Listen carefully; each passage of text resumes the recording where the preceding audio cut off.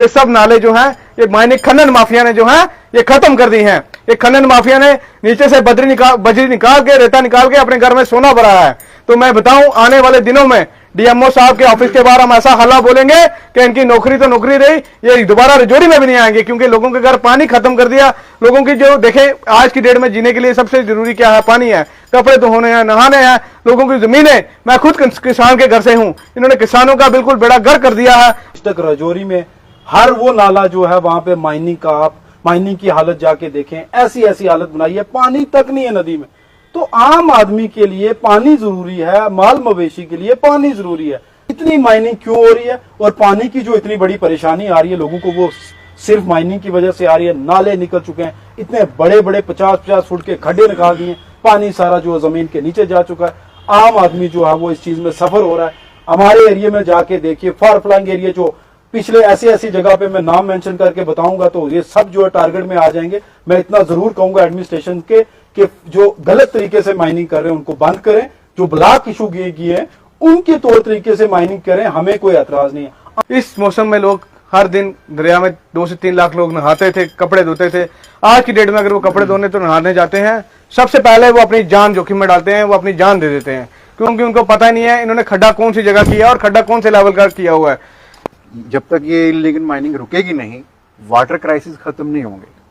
और जम्मू कश्मीर, मैंने पहले बोला कि जम्मू कश्मीर में पानी की कमी नहीं है, लेकिन अगर इस तरह से इलीगल माइनिंग होती रही नदी नालों में तो कल ये नदी नाले जो हैं अपनी शेप खो देंगे, नंबर 1। नंबर 2, जब इलीगल माइनिंग होती है किसी भी नदी नाले में तो वो जो उसका अपना प्रॉपर बहाव का जो उसका रास्ता है वो अपना रास्ता भी भटक जाता है जब बहुत ज्यादा फ्लड आता है।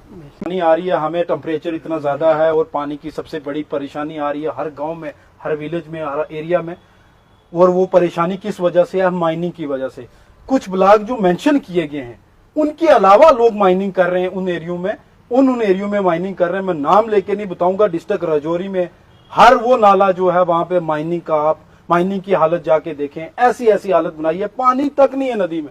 तो आम आदमी के लिए पानी जरूरी है, माल मवेशी के लिए पानी जरूरी है, लेकिन वो जो पूरी तरीके से एडमिनिस्ट्रेशन भी इस चीज को नजरअंदाज कर रही है। डिस्ट्रिक्ट एडमिनिस्ट्रेशन और जो माइनिंग ऑफिसर है, मेरी उनसे स्पेशली ये सबमिशन रहेगी कि जनाब आपने जो ब्लॉक इशू किए हैं उनके अलावा कहां पे माइनिंग हो रही है, इतनी माइनिंग क्यों हो रही है और पानी की जो इतनी बड़ी परेशानी आ रही है लोगों को, वो सिर्फ माइनिंग की वजह से आ रही है। नाले निकल चुके हैं, इतने बड़े बड़े 50-50 फुट के खड्डे निकाल दिए, पानी सारा जो जमीन के नीचे जा चुका है। आम आदमी जो है वो इस चीज में सफर हो रहा है। हमारे एरिया में जाके देखिए, फार फ्लंग एरिया जो पिछले ऐसी ऐसी जगह पे मैं नाम मेंशन करके बताऊंगा तो ये सब जो है टारगेट में आ जाएंगे। मैं इतना जरूर कहूंगा एडमिनिस्ट्रेशन के कि जो गलत तरीके से माइनिंग कर रहे हैं उनको बंद करें, जो ब्लॉक इशू किए हैं उनके तौर तरीके से माइनिंग करें, हमें कोई एतराज नहीं है। आम आदमी इसमें सफर हो रहा है, आम आदमी की परेशानी है, आम आदमी सड़कों में दिखेगा आपको। इन लोगों के, गरीब लोगों के मसले मसाइल पे बात करें, लेकिन ये जो मसले मसाइल हैं इनको दूर करें। लेकिन ये जो सिचुएशन है ग्राउंड सतह पे, इसमें बड़ी खस्ता हालत है। मेरी सबमिशन है डीएमओ से और डिस्ट्रिक्ट मैजिस्ट्रेट से कि सर प्रॉपर तरीके से इस चीज को देखें, जिनको इशू किए गए ब्लॉक उन पे जाके माइनिंग हो, हमें कोई एतराज नहीं। जो एक्स्ट्रा माइनिंग चल रही है उनको बंद करें ताकि लोगों की जो प्रॉब्लम है वो खत्म हो। पानी की सबसे बड़ी प्रॉब्लम आ रही है, वो प्रॉब्लम सिर्फ माइनिंग की वजह से है। ये जो एक्स्ट्रा माइनिंग है ये बंद हो जाएगी तो लोगों की बेसिक जो चीजें वो पूरी हो जाएंगी।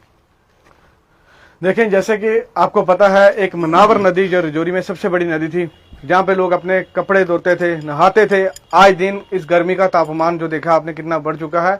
इस मौसम में लोग हर दिन दरिया में 2 से 3 लाख लोग नहाते थे, कपड़े धोते थे।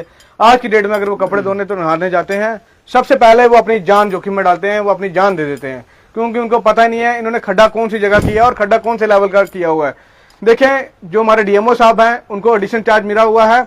मैं सबसे पहले एलजी इंतजामिया और डिस्ट्रिक्ट एडमिनिस्ट्रेशन से यही निवेदन करूंगा कि वो एडिशन चार्ज के लायक नहीं है, उनको बिल्कुल उधर ही जम्मू में बैठा दे और यहाँ पे कोई नया डिप्यूट कर दें डीएमओ, क्योंकि उनके पास टाइम ही कोई नहीं है। इधर जो इम्तियाज साहब इंस्पेक्टर, उनको फोन करो तो वो कहते हैं जी बंदे बेचते हैं, कुछ बंदे पूछते नहीं है कि डिपार्टमेंट के पास बंदे नहीं है, तो क्या उनको गर्मी लगती है वो भी आज तक समझ नहीं आई हमें। सब नाले जो हैं ये माइनिंग खनन माफिया ने जो है ये खत्म कर दी हैं। ये खनन माफिया ने नीचे से बजरी निकाल के रेता निकाल के अपने घर में सोना भरा है। तो मैं बताऊं आने वाले दिनों में डीएमओ साहब के ऑफिस के बाहर हम ऐसा हल्ला बोलेंगे कि इनकी नौकरी तो नौकरी रही, ये दोबारा रजौरी में भी नहीं आएंगे, क्योंकि लोगों के घर पानी खत्म कर दिया। लोगों की जो देखें आज की डेट में जीने के लिए सबसे जरूरी क्या है? पानी है, कपड़े धोने हैं, नहाने हैं, लोगों की जमीनें, मैं खुद किसान के घर से हूं, इन्होंने किसानों का बिल्कुल बेड़ा गर्क कर दिया है। मैं और बताता चलूं, डीएमओ साहब को बिल्कुल एडिशन चार्ज जो मिला है उनको आज तक रजौरी में मैंने कभी नहीं देखा।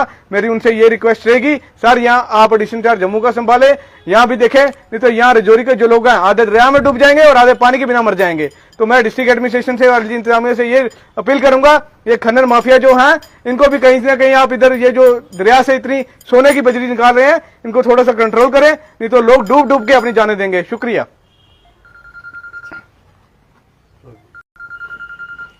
जी, जम्मू कश्मीर जैसी जगह पे अगर वाटर क्राइसिस देखे जाए, बड़ी हैरानगी की बात है, क्योंकि यहाँ पे तो ग्लेशियर हैं, बारिशें होती हैं, तो इसके पीछे रीजन एक ही है। अगर यहाँ वाटर क्राइसिस आ रहे हैं तो उसके पीछे इलीगल माइनिंग का मसला। अब इलीगल माइनिंग का इशू अगर आप देखें तो इससे सिर्फ जो है ह्यूमन लाइफ ही नहीं, एक्वेटिक लाइफ जो नदियों के अंदर होती है वो भी इफेक्ट हो रही है। तो कौन परमिशन दे रहा है इस तरह के इलीगल माइनिंग करने वाले लोगों को, जो इलीगल माइनिंग माफिया है, कहाँ से इन्होंने परमिशनें बनवाई हुई हैं? और जो एडमिनिस्ट्रेशंस हैं, जैसे यूटी एडमिनिस्ट्रेशन हो, डिस्ट्रिक्ट एडमिनिस्ट्रेशन हो, और स्पेशली वो department of environment and ecology, वो लोग कहाँ हैं? वो इन लोगों पे कैपिंग क्यों नहीं कर रहे, इन लोगों पे कंट्रोल क्यों नहीं कर रहे? जब तक ये इलीगल माइनिंग रुकेगी नहीं, वाटर क्राइसिस खत्म नहीं होंगे। और जम्मू कश्मीर, मैंने पहले बोला कि जम्मू कश्मीर में पानी की कमी नहीं है, लेकिन अगर इस तरह से इलीगल माइनिंग होती रही नदी नालों में, तो कल ये नदी नाले जो हैं अपनी शेप खो देंगे। नंबर 1। नंबर 2, जब इलीगल माइनिंग होती है किसी भी नदी नाले में, तो वो जो उसका अपना प्रॉपर बहाव का जो उसका रास्ता है, वो अपना रास्ता भी भटक जाता है जब बहुत ज्यादा फ्लड आता है। जब बारिशें होंगी बहुत तेज, तो फ्लड आएगा तो वो या किसी की जमीन बहा के ले जाएगा या किसी का घर बहा के ले जाएगा, तो वो जो प्रॉपर उसका रास्ता होता है नाले का, वो भी खराब हो जाता है माइनिंग करने की वजह से। तो मेरी रिक्वेस्ट रहेगी एडमिनिस्ट्रेशन से कि इस पे प्रॉपर तरीके से इंक्वायरी की जाए कि कौन लोग हैं, और जो परमिशन लेने के बावजूद एक हद से ज्यादा माइनिंग कर रहे हैं, उन लोगों की परमिशनें कैंसिल की जाए, और जो परमिशन के बगैर इलीगल माइनिंग कर रहे हैं उन लोगों के खिलाफ कार्रवाई की जाए, और प्रॉपरली इसमें एफआईआर होनी चाहिए। ये एक बहुत ही इंपॉर्टेंट मुद्दा है। आज देखो ऊपर से टेम्परेचर 40-45 रजौरी डिस्ट्रिक्ट में जा रहा है, जो कि कहीं ना कहीं रजौरी डिस्ट्रिक्ट के कुछ एरिया समर जोन में आते हैं, विंटर जोन में भी आते हैं, समर जोन में भी है, विंटर जोन में भी आते हैं, फिर भी यहाँ पे वाटर क्राइसिस है। क्यों? इसी इलीगल माइनिंग की वजह से कि जो वाटर सप्लाई है वो प्रॉपरली लोगों के घरों में नहीं पहुंच रही है। क्योंकि जब पानी का रास्ता ही काट लिया जाएगा, कई बार क्या होता है कि जो माइनिंग करने से जो पानी जो है जमीन के नीचे से बहने लग जाता है प्रॉपरली।